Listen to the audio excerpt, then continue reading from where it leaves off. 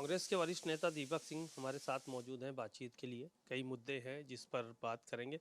Sir, कल Modi cabinet ने one nation one election को लेकर प्रस्ताव कैबिनेट में पास कर दिया है और पूरे देश में एक चुनाव कराने की तैयारी चल रही है।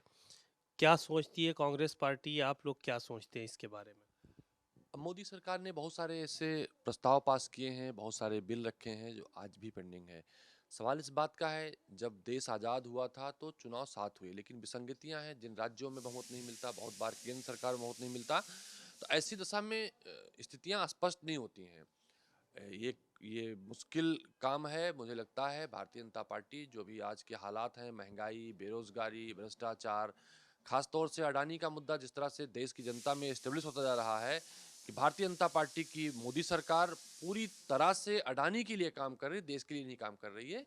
तो वन नेशन वन इलेक्शन की बात करके इन तमाम मुद्दों से ध्यान भटकाना चाहते हैं। एक सवाल ये था कि जगदीप धनखड़ जो कि अ, उपराष्ट्रपति हैं, वो राज्यसभा में उनके खिलाफ अविश्वास प्रस्ताव लाने की तैयारी कांग्रेस ने की और नोटिस दिया गया। इसको लेकर काफ़ी हंगामा मचा। सत्ता पक्ष और विपक्ष के लोग आपस में आमने सामने आए। कहा सोनिया गांधी के मुद्दे को दबाने के लिए ये प्रस्ताव जो है वो विपक्ष लेकर आया है। इस देश में ऐसे उदाहरण मिले हैं, जब पंडित जवाहरलाल नेहरू देश के प्रधानमंत्री हुए तो उन्होंने 5 ऐसे मंत्रियों को शपथ दिलाई थी जो कांग्रेस के नहीं थे, पंडित जी के खिलाफ थे, कांग्रेस के खिलाफ थे। लेकिन तब भी कांग्रेस ने साथ उनको इसलिए लिया देश मजबूत रहे। बहुत सारे लोकतंत्र में ऐसे उदाहरण हैं, बहुत सारे ऐसे घटनाक्रम हुए हैं जब संविधान और देश की रक्षा के लिए कांग्रेस पार्टी ने बड़े कदम उठाए हैं, चुनाव तक नहीं लड़ी। लेकिन आज जिस तरह से संवैधानिक पदों का दुरुपयोग हो रहा है, स्पीकर राज्यसभा में ऐसे बयान देते हैं, मंचों पर राजनीतिक बात करते हैं, तो कहीं न कहीं उस पद की गरिमा गिरती है। सदन के भीतर वो ऐसे व्यवहार करते हैं जैसे वो भारतीय जनता पार्टी के कार्यकर्ता हैं। ठीक है, भारतीय जनता पार्टी ने राज्यसभा भेजा, लेकिन जब आदमी सदन की उस गरिमा को या उपराष्ट्रपति जैसे पद को शोभित करता है, तो देश का होता है, पार्टी का नहीं होता है। और धनखड़ जी आज भी पार्टी के कार्यकर्ता से ऊपर नहीं जा पाए हैं। तो मुद्दा हटाने दबाने की बात नहीं है, संविधान और हमारी व्यवस्थाओं को, स्थापित परंपराओं को बचाने के लिए उन्हें हटाना जरूरी है। न्यायमूर्ति अ, जस्टिस शेखर यादव, उनके खिलाफ महाभियोग लाने की तैयारी भी कर रहा है विपक्ष। ये सारी के सारे मुद्दे जो है वो वहाँ पे, क्योंकि उनका कुछ दिन पहले बयान आया था। उस बयान को काफ़ी विवादित रूप में देखा गया। देखिए, जब जस्टिस ही ऐसी बात करेगा जो न्याय देने के लिए बैठा है, जिसने भारत के संविधान की शपथ ली है, उसी के अनुरूप फैसले देने के लिए चुना गया है, तो महाभियोग तो मुझे लगता है अभी तक आ जाना चाहिए था। सुप्रीम कोर्ट के चीफ जस्टिस को संज्ञान लेके इन्हें बर्खास्त किया जाना चाहिए था, इनके ऊपर मुकदमा चलाया जाना चाहिए था। इन्होंने जो फैसले किए हैं, उन फैसलों की भी मुझे लगता है समीक्षा की जरूरत है। इनकी संपत्तियों की जांच की जरूरत है।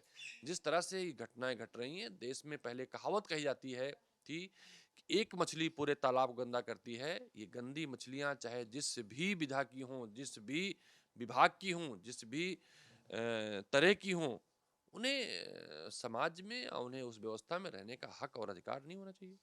एक आखिरी सवाल ये था कि कल सुप्रीम कोर्ट ने एक आदेश, एक टिप्पणी की है, जारी किया है आदेश कि जब तक इस मामले की वर्शिप एक्ट की सुनवाई चल रही है तब तक कोई भी किसी भी तरह के मंदिर मस्जिद इसके ना तो सर्वे का आदेश होगा, ना कोई याचिका स्वीकार की जाएगी। उसमें स्पष्ट तौर पर एक एक्ट आया था 1991 में। उसमें स्पष्ट तौर से व्याख्यान है कि 15 अगस्त 1947 के बाद से जो स्थितियां धार्मिक चीज़ों की, चाहे मंदिर हो, मस्जिद हो, गुरुद्वारे हों, चर्च हों, कुछ भी हों, क्योंकि हमारे देश में बहुत सारे धर्म हैं, हिंदू है, बौद्ध है, इस्लाम है, क्रिश्चियन है, जैन है, सिख है, या सैकड़ों और धर्म हैं जो इस देश में संचालित होते हैं। तो ये विवाद को बढ़ाने वाला है। जब वो एक्ट आ गया तो उस एक्ट की रक्षा के लिए जो कल सुप्रीम कोर्ट की टिप्पणी आई है, स्वागत योग्य है। जिस तरह से उत्तर प्रदेश में कुछ राजनीतिक दल गंदी राजनीति करना शुरू कर दिए, धर्म और राजनीति, धर्म के आधार पर एक होड़ सी मच गई थी कई जिलों में। इस तरह के फैसले आने पर निश्चित रूप से उस पर रोक लगेगी, संविधान की रक्षा होगी, न्याय की रक्षा होगी और उनकी भी समीक्षा होगी जो इस तरह के मुद्दे उन पार्टियों देते थे जो काम कम करती हैं धार्मिक राजनीतिक रोटी सेकने के लिए काम उस पर बयान ज़्यादा देती हैं।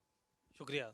दीपक सिंह साफ तौर पर कई मुद्दों को लेकर जो है वो बात कर रहे थे और साफ तौर पर उन्होंने स्पष्ट किया कि ऐसे लोगों पर कार्रवाई होनी चाहिए जो कि संविधान का मखौल उड़ाते हैं और जिनके जो संविधान को नहीं मानते और जो लोग अनर्गल टिप्पणी करते हैं। कैमरामैन शुभम के साथ सीमा अब नकवी, भारत समाचार, लखनऊ।